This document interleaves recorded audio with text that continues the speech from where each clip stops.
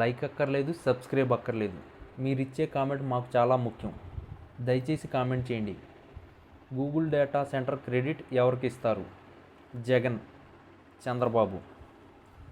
కొలుకుపూడి శ్రీనివాసరావు అమరావతి రాజధాని కోసం ఏర్పడిన జేఏసీలో ఏ స్థాయిలో కీ రోల్ ప్లే చేశారో, ఎంత పవర్ఫుల్గా అక్కడ మాటల తోటాలు పేల్చారో, ఎంతలా ఎదిగారో, ఎప్పుడు రాజకీయాల్లో అందుకు భిన్నంగా రివర్స్లో ఎదురవుతున్నారు.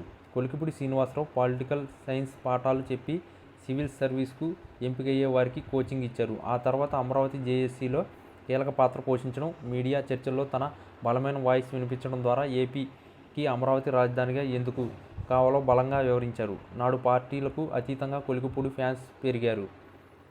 గత ఎన్నికలకు ముందు ఆయన తిరువూరు సీటు అనూహ్యంగా దక్కింది. అమరావతి ప్రాంతానికి చెందిన కొలికిపూడి తన సొంత నియోజకవర్గం తాడికొండ లేదా గుంటూరు జిల్లాలో పక్కనే ఉన్న పత్తిపాడు సీటుతో ఏదో ఒకటి కావాలని నాడు చంద్రబాబు అడిగిన మాట వాస్తవం. అక్కడ వేరే బలమైన అభ్యర్థులు ఉండడంతో అనూహ్యంగా చంద్రబాబు చివరి క్షణంలో కొలికిపూడిని తిరువూరుకు పంపారు. అప్పటికే అక్కడ దేవాదత్ 2 ఏళ్లుగా కష్టపడుతూ చేసుకుంటున్నారు. తిరువూరుకు కొలికిపూడిని అసలు సంబంధమే లేదు.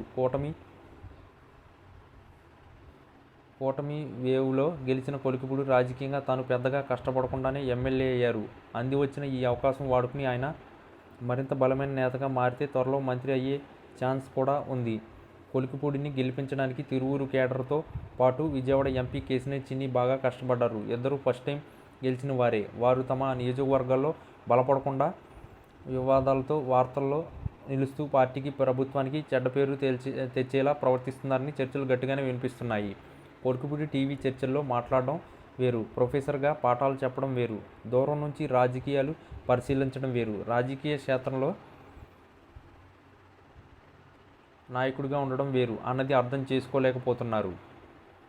వివాదాలతో కాలక్షేపం చేస్తూ సొంత పార్టీకి చెందిన ఎంపీపై ఓపెన్గా విమర్శలు చేస్తున్నారు. ఈ విషయంలో తప్పు ఎవరిది అయినా కావచ్చు. కొలికిపూడి ప్రతి విషయాన్ని కెలుక్కుంటూ అధిష్టానాన్ని ఇరుకున పెట్టేలా వెళ్తున్నారన్న నివేదిక అధినేతకు వెళ్ళిపోయాయి. బహిరంగంగా రోడ్డుకు ఎక్కువద్దు అని అధినేత సూచనలు కూడా ఆయన పెడచెవిన పెట్టేస్తున్నారు. ఈ క్రమంలోనే చివరకు ఆయన నాయకత్వాన్ని పక్కన పెట్టేసి తిరువూరులో కొత్త వ్యక్తిని ఇన్ఛార్జ్ పగ్గాలు ఇవ్వాలన్న డిమాండ్ వినిపిస్తున్నాయి. గత 2019 ఎన్నికల్లో ఇక్కడ ఓడిపోయిన మాజీ మంత్రి కేఎస్ జవహర్ను తీసుకొచ్చి వచ్చే ఎన్నికల్లో టీడీపీ నుంచి ఆయన్నే ఇక్కడ పోటీ చేస్తారని ప్రచారం చేయాలన్న నిర్ణయం కూడా తీసుకున్న ఆశ్చర్యపోనక్కర్లేదన్న అంటున్నారు. ఏదేమైనా